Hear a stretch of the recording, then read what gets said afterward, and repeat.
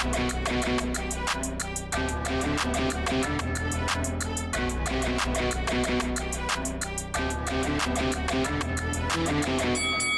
guys, welcome to Boxing Squared for boxing news and views from around the internet.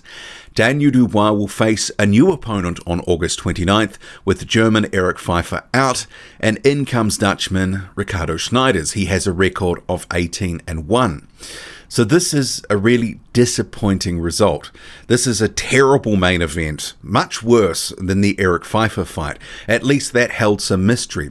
Pheifer was an undefeated prospect. Sure, he was in his 30s, but he had a good amateur career. He'd beaten a few guys with good names, Tony Yoka in particular.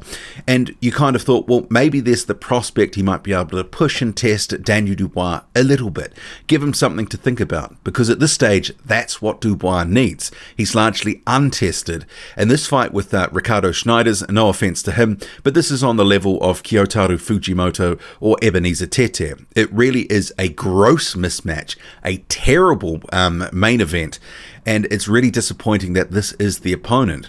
But Frank Warren, he is selling this as a solid test, and we'll get to the press release in the comments, and some of the reasons why the German Erik Pheifer is out. So he didn't submit some medical information, so we'll get to that. And it sort of explains the mystery around why this fight has been, Pheifer at least, has been out of this August 29th date, because this had been floating around for a couple of days, and I'd held off doing a video because sometimes you can do one and then hours later or the next day it's completely overtaken. So I decided to wait, and now we do have the information, at least the information that Frank Warren is putting out in public. Because bear in mind, Erik Pheifer on his social media, and we'll get to it, is sort of saying that his training is going great. So it does, something doesn't quite add up here, but we'll get to the press release first. So you can see here on screen, this is the press release on frankwarren.com. Dubois now faces Dutch test behind closed doors. And getting down to the press release proper, so it talks about the change of opponent, etc. And then into Frank Warren, who says, of course, it's a disappointment that we have to make a late change, but the most important thing was getting Daniel a solid test. Okay, so I'm just going to interject there because we're going to come back to this, because this is not a solid test. This is a mismatch of epic proportions. But Frank Warren says, we have Snijders training for weeks getting ready for this fight on the off chance there was an issue, and thank God we did. Pheifer's team didn't submit his MRI on time, and given the current circumstances, we couldn't stand for the uncertainty or take the risk that the fight would be pulled at the last minute. Daniel hasn't boxed since last December, some 8 months ago. That's a long time, especially for Daniel, who has always been active. Daniel trained at home with his sister and younger brother during the lockdown, and he has been back in the gym with his trainer Martin Bowers for several weeks. Joe got an impressive win last month, so this is Daniel's chance to show what he's made of. Of course, my nerves will be on edge a bit next week. They were until Joe came through against Mikhail Wallisch, and until Daniel's arm is raised after the Snijders fight, it will be the same. Snijders fancies the fight and was happy to say yes and jump at the opportunity of his career. He's coming up from cruiserweight and wants to follow in the footsteps of fighters like Usyk, Hay and Bellew. And then Frank Warren continues later in the press release, providing Daniel can solve this Dutch puzzle, we can push on with the Joyce fight, and we can hope for a world title fight next year as a mandatory contender. So Frank Warren and his statements there, and in the press release it talks about Snijders being 26, turned professional in 2016. A little more than 2 years later he claimed the Dutch title. 7 of his last fights have come inside the distance, and he knows he'll need his power to hold off Dubois. This is what the press release says.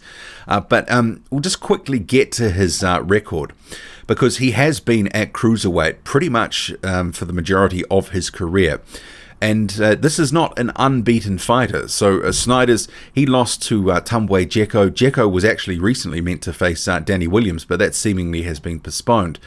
But so he lost to Dzeko, who's not, doesn't have big power. It was a pretty comfortable points decision. But this record, go through it. It really is a mirage. There's nothing of substance. He's only recently come up to heavyweight. He fought one journeyman back in September 2019, and he won that by a second round stoppage. But this is a guy who's not established at the weight. It's not like he's been there for a couple of years and you have a really good read on where he's going, what he's doing. He's come up from cruiserweight where he didn't have a stellar career or anything. Obviously, he got beaten by Tumbwe Jeko, who actually himself has only moved up to heavyweight more recently. So this is a fight that, is going to end badly. He's going to get blown out. He's going to get knocked out in devastating fashion. And it is hard to see this being a credible main event. Sure, Frank Warren can say in those statements that this is a case of it's a solid test for Daniel. I can see the case for he needs activity, but surely they could have found someone a bit better. I know it is a bit hard at under 2 weeks' notice to sort of pull someone in, but clearly this was the guy that they had on standby. So they weren't looking around for other opponents. This is the guy they lined up just in case. So clearly they've either paid him to train or something, like that. But this was always the backup opponent. And it's a dreadful backup opponent. This is a dreadful main event. So, it's a shame that the Erik Pheifer fight has fallen over, because while that was not, the greatest fight in the world, it's measurably better than this one.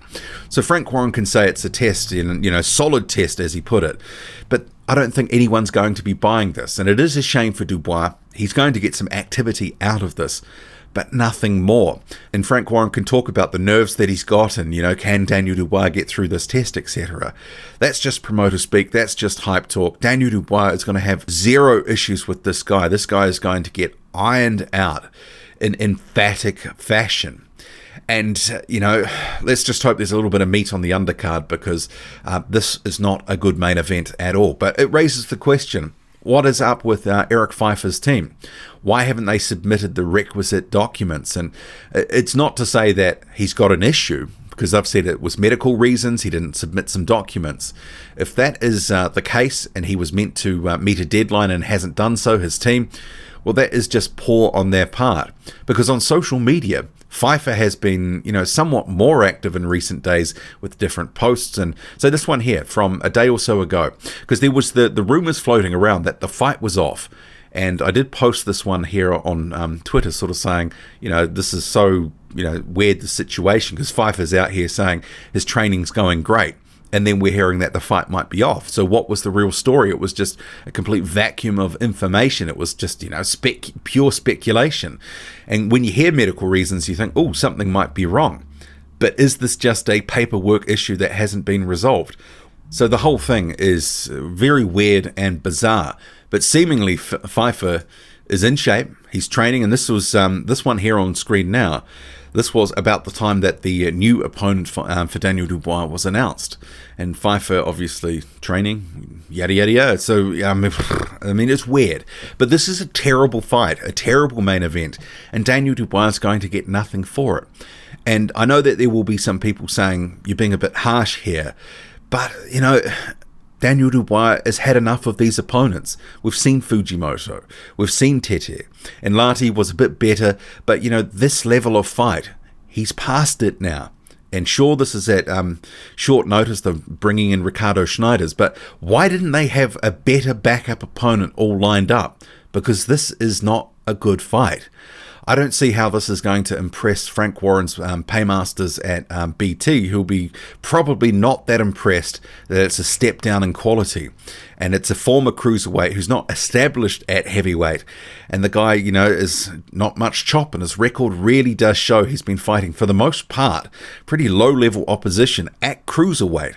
And then he was beaten at a somewhat, mid-tier level by a guy who's also come up to heavyweight but has done nothing at heavyweight either. And just rounding up this video, so Dave Allen, he had sort of commented on the speculation after it was Pheifer, is he out of the fight here? Who are they going to bring in? He was asked, could he fight Daniel Dubois? And he posted this to his Instagram, saying that he would have needed a big wedge of change. So we'll end the video on this one.